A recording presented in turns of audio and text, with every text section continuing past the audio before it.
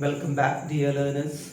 Now let us understand the third stanza of the poem, The Solitary Reaper. Why? Because in the last two videos, I had explained the first and second stanza of the poem. Now let's look at the third stanza of the poem. Will no one tell me what she sings?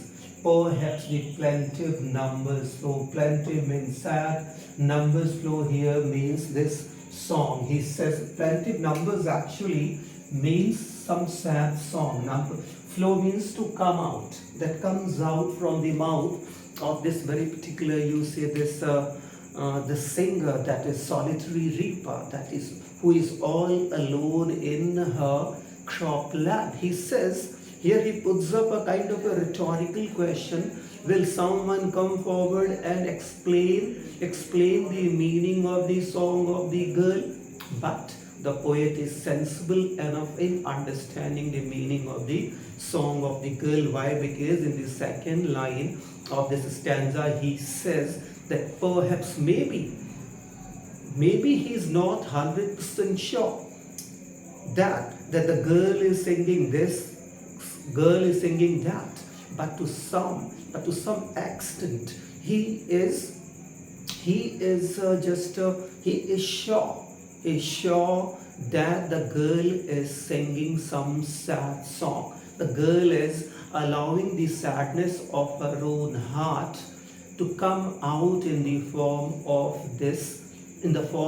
her own song. And maybe this sadness is the result of some past just happening, or some present you see happening, or something that is very mundane. See the next line of the poem. Far old, unhappy, far off things. So maybe he says that maybe something shocking, something painful might have happened in the past of this very particular girl, and maybe here this girl just recollects the memory of that sad, shocking incident of the past life, and because of recollecting the memory of that shocking incident of her own past, she might have felt just sad. She might have felt crying like, and it's all because of that. She started singing this sad humble lay. Oh, he says, and the battles long ago, or maybe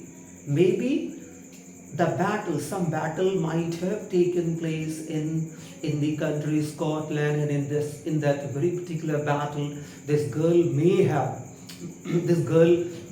or might have just lost the life of her some near and dear, and it's all because of that. This girl feels absolutely sad.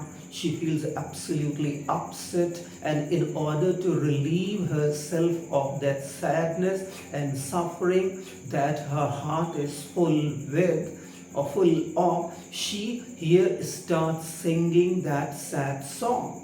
Or he says, or it is some more humble lay, a very common or simple kind of a song related to the present issue, or related to the some mundane common problem of the human life. Why? Because you know that this girl, one thing for sure, belongs to just not a very strong section of society, but belongs to that marginalized section of society. And you better understand that the life of the poor is always the life of the poor has always some kind of complication and problem. Today this problem, tomorrow that problem. Means a poor man is never free from his own problem. In the same manner, since this girl belongs to the humble section of the society, or hails from the humble states of the society, so one thing is for sure, that that her life is full of problems. So maybe because of the some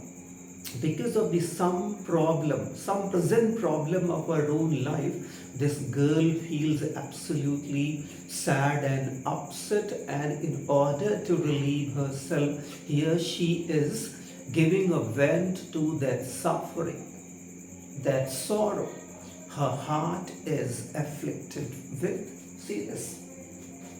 Familiar matter of today, some natural sorrow, loss of pain that has been and maybe again. So here actually William Wordsworth wants to tell one thing, that life of the poor people is never free from sufferings, never free from problems. Neither it is free from suffering or problem or complication today, nor it was in the past, nor will it be in the future.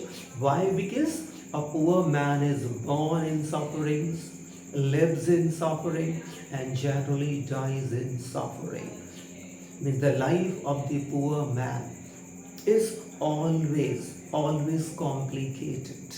A poor man all the time in his lifetime struggles, and there is no end to the suffering. So that's why he says, see what? Familiar matter of today. See, this was the time when William Wordsworth, with the Romantics were writing. It was the time of the rise of, you can say, this urbanization, industrialization.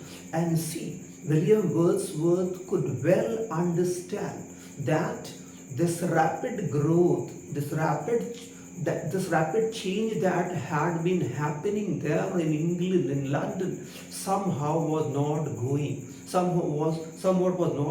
to make the life of the common man, make the life of the common village people easy for them. Just like you may take the example of his own poem Michael. What does he talk about in this poem Michael? Michael has a only son. He has to go abroad. He has to go to the city to earn, particularly to pay off the debt. But what happens then? He falls victim to some bad company, gets lost, and fails to return to his own parents. And what does happen to the poor old Michael and his wife? They die broken hearted, one after the other. So indirectly William Wordsworth has spoken volumes about those complications and problems his country had faced, or because of that the poor people felt very miserable, and if it happened, it's all because of the industrialization, all because of the urbanization. So maybe same thing is here. Why? Because here solitary reaper, again a poor, again a girl, again a woman who is representing that marginalized section of the society, just section of the society. And that section of the society had a lot of reason to suffer, all because of the poverty, all because of being weak financially. So he says, see what? Some natural sorrow, loss of it is absolutely natural. The suffering in the life of a poor man is absolutely natural.